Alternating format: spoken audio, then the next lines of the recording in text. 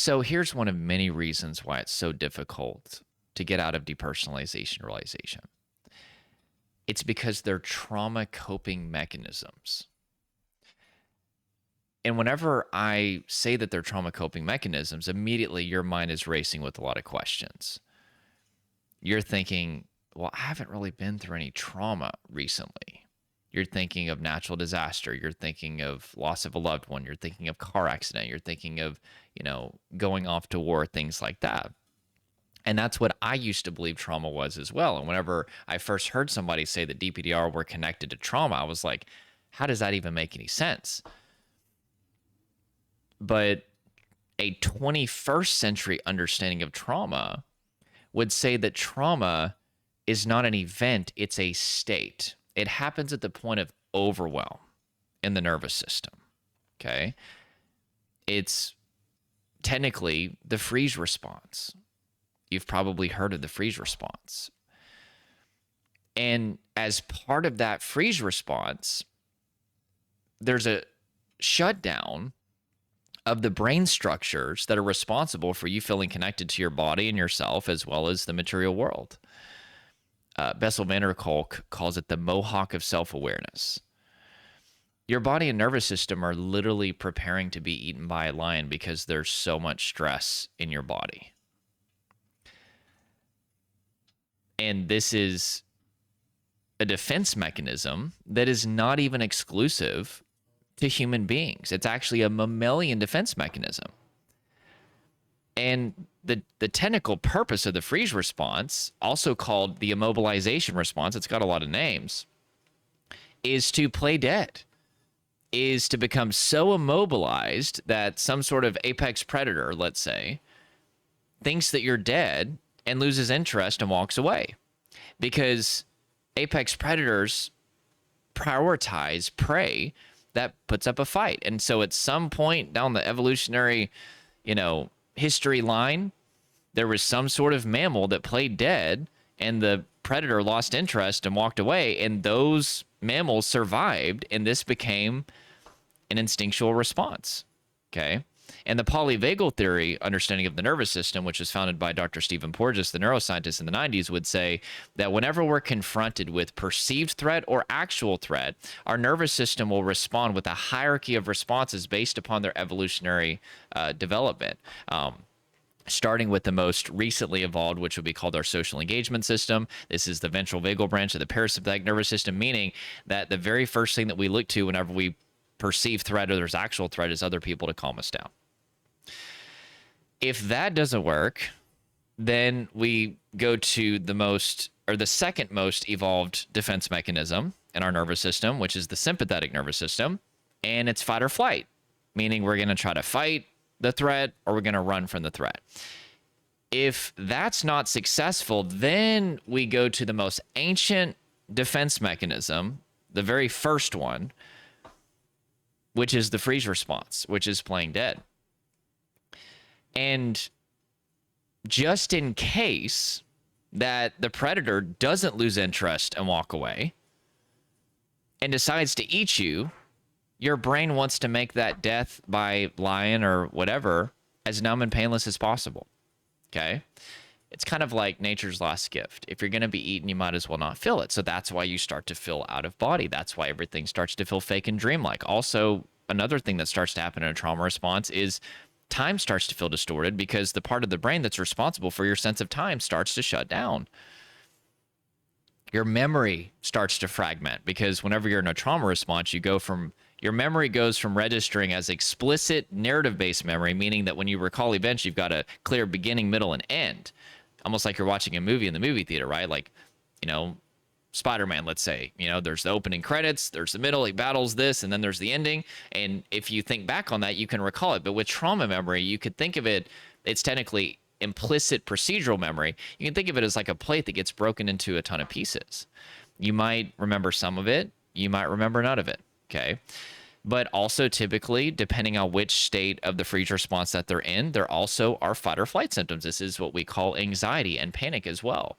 Now, in the deepest state of trauma, there's actually no anxiety at all. Fight or flight response shuts down. Okay, that's where your nervous system is convinced that there's no hope. You're definitely going to die, and so at that point, you're just completely numb. You actually feel calm. Okay, and I actually have 2 or 3 clients that are in this state. It's technically called state 4 severe trauma. That is the hardest state to get out of. Very doable, but they're just so numb that it takes a while to get out of that one. The other state of trauma is called state 3 moderate trauma. This is where, again, you've got a combination of fight or flight symptoms or anxiety symptoms, as well as freeze symptoms like DPDR, time feeling distorted memory issues. But so there's 2 phases of the freeze response. But anyway, with that being said, that's why the symptoms are happening. And I want to demonstrate this to you with this video that I show all of my clients. It actually demonstrates this response in the wild. And one of the things that I tell my clients is, we really need to emulate non-human mammals' response to going into fight, flight, freeze response, because they don't stay stuck in these responses, and we a lot of times do. There's different things that we as human beings do that interrupts our body's natural ability to heal itself, that keeps us stuck in fight, flight, freeze, instead of our nervous system being able to downregulate. And so let's go ahead and watch this video really quick. You've probably been wondering, why is this that that was stupid. Anyway, why is that video up there? Let's go and watch it. Okay, so as you can see, there is an impala and a cougar, and if you look at the impala, it appears to be dead. I mean, look how its neck just dropped, right? Why is it doing that? Well, it's in the freeze response. And it's going into the same freeze response that we can go into as human beings. We have the same basic nervous system as other mammals, okay? And because of that, this cougar, it's still gnawing. It's still kind of like, it's kind of boring at this point. Do I really want to eat it, right? And then I believe it's some baboons and some hyenas show up to run off the cougar. But I want you to watch what starts to happen, okay? So it's going to start to leave the freeze response, okay? You see how you can start to see the breathing happening, the more elevated breathing. But also part of this freeze response, it's state 3 moderate trauma, okay, where there's those fight or flight symptoms. If there's still a fighting chance, your body is going to produce this massive amount of energy, okay? And this is why your body starts to shake. And watch what this impala does.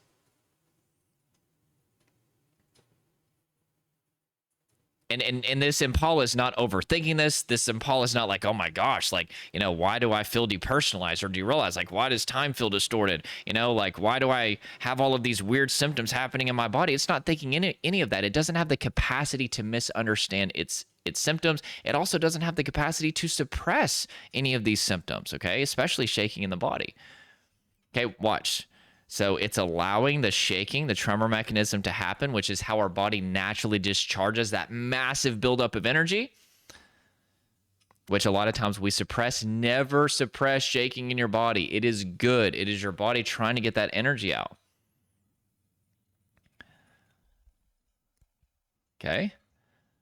So it's allowing the shaking, not overthinking anything. And if we would just get out of the way, it's amazing what would happen. And wait for it.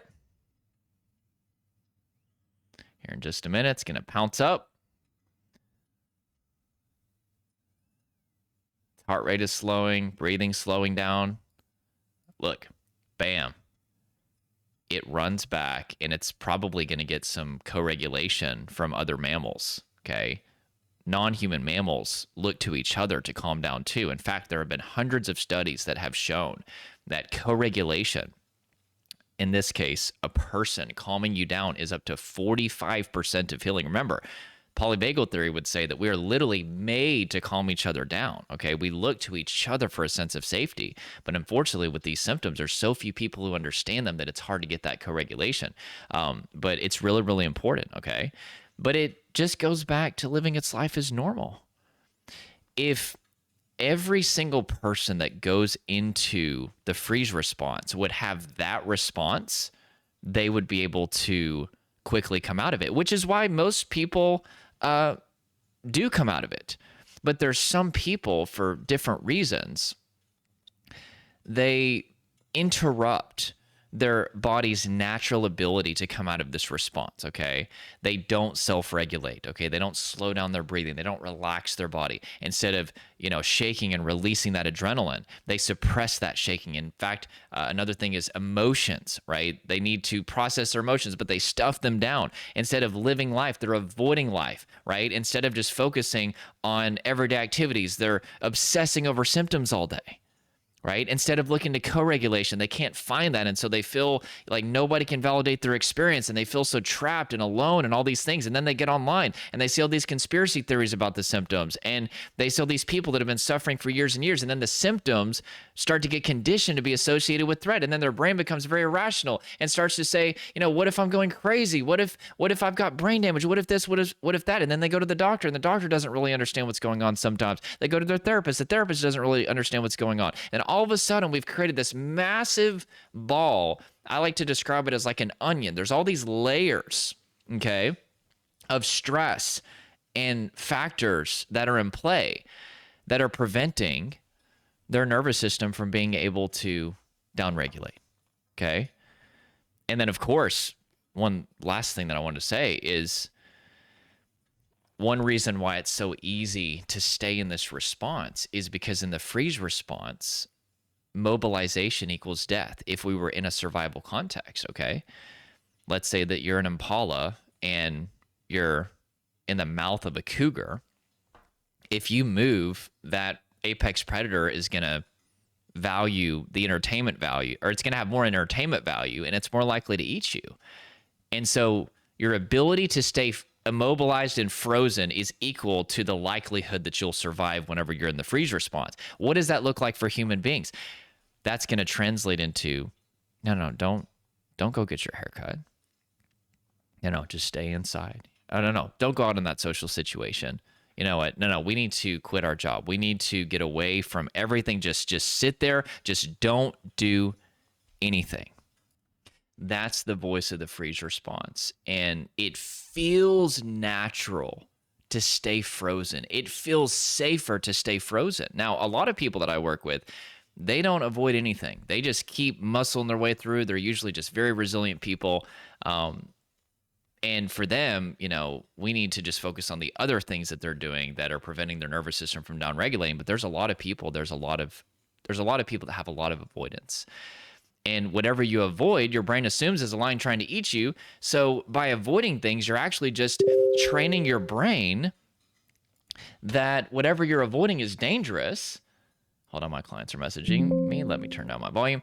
And so that creates another layer. Now you're just creating new sensory triggers. So I know that it feels natural to stay frozen and, doom scroll on your phone and watch video after video and blog after blog. But that is one of the things that's keeping you stuck. I know that it feels natural to suppress that shaking. It's scary, but you need to let that happen. I know that it's easier to just stay in your head and not be in your body and self-regulate, but we need you to self-regulate. There's so many people out there saying, oh, don't worry about that self-regulation stuff. I'm telling you, this is completely contrary to what the world's leading experts in the field of traumatology and neuroscience are saying. And this is completely contrary to what I've seen working with thousands of people over the last 8 years and my own experience. Until I got in the body and made my body my safe place, my symptoms kept coming back. Okay? You can't skip that. And then, of course, co-regulation. And I tell people all the time, yes, I'm really good at co-regulating. That's a big part of what I do with my program. But regardless of whether it's with me or somebody else, you need a safe person in your life that's going to help you through this. It's very difficult to get back in the body, release the buildup in the body, face every time I want to do a video, I get 10,000 calls to face your triggers. Like, it's a very difficult process when you actually do the work. You need help with this. People heal people. In fact, it's been said by Dr. Stephen Porges, the founder of the polyvagal theory, that co-regulation precedes self-regulation. A lot of people, before they can truly build that capacity to self-regulate, which is very important to downregulate your nervous system, they need the sense of safety that comes from co-regulation. Okay. So this is what I'm doing with my clients. And this is why it's been working for 8 years now, is because we're basically emulating non-human mammals in their response to fight, flight, freeze because they don't stay stuck. And once we do that, we start to communicate safety to the nervous system. Our nervous system can finally breathe and downregulate. Okay? So, anyway, that's why depersonalization and derealization are happening, and those are the things that you need to do to recover. Okay? So, I hope that helped you. Smash the like if it did. And I'm getting another call. Subscribe, join this family, and we'll talk to you soon. Thanks so much. Hello, how can I help you?